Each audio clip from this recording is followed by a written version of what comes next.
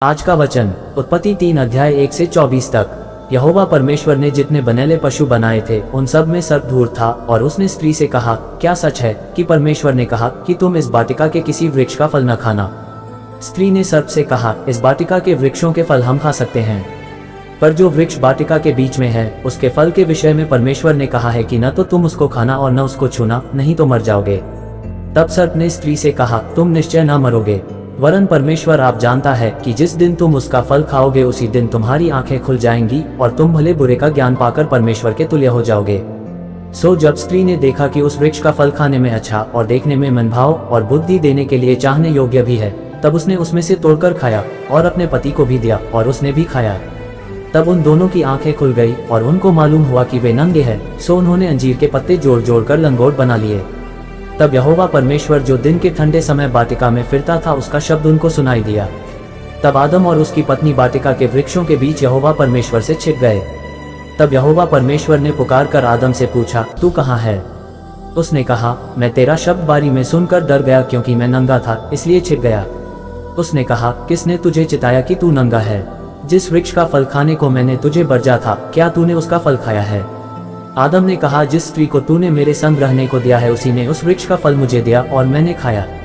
तब यहोवा परमेश्वर ने स्त्री से कहा, तूने यह क्या किया है? स्त्री ने कहा, सर्प ने मुझे बहका दिया तब मैंने खाया। तब यहोवा परमेश्वर ने सर्प से कहा, तूने जो यह किया है इसलिए तू सब घरेलू पशुओं और सब बनेले पशुओं से अधिक शापित है। तू पेट के बल चला करेगा और जीवन भर मिट्टी चाटता रहेगा। और मैं तेरे और इस स्त्री के बीच में और तेरे वंश और इसके वंश के बीच में बैर उत्पन्न करूंगा, वह तेरे सिर को कुचल डालेगा और तू उसकी एड़ी को डसेगा।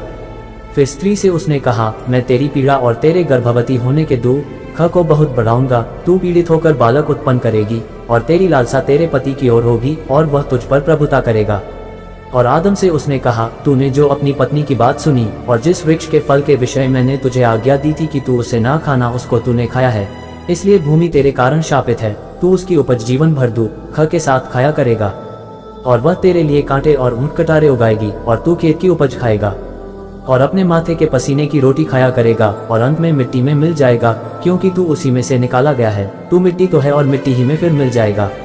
और आदम ने अपनी पत्नी का नाम हव्वा रखा, क्योंकि जितने मनुष्य जीवित हैं उन सब की आदिमाता वही हुई। और यहोवा परमेश्वर ने आदम और उसकी पत्नी के लिए चमड़े के अंगरखे बनाकर उनको पहना दिए। फिर यहोवा परमेश्वर ने कहा, मनुष्य भले बुरे का ज्ञान पाकर हम में से एक के समान हो गया है, इसलिए अब ऐसा न हो कि वह हाथ बढ़ाकर जीवन के वृक्ष का फल भी तोड़ के खा ले और सदा जीवित रहे।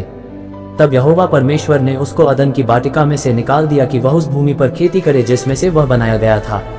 इसलिए आदम को उसने निकाल दिया और जीवन के वृक्ष के मार्ग का पहरा देने के लिए अदन की वाटिका के पूर्व की ओर करूबों को और चारों ओर घूमने वाली ज्वाला में तलवार को भी नियुक्त कर दिया।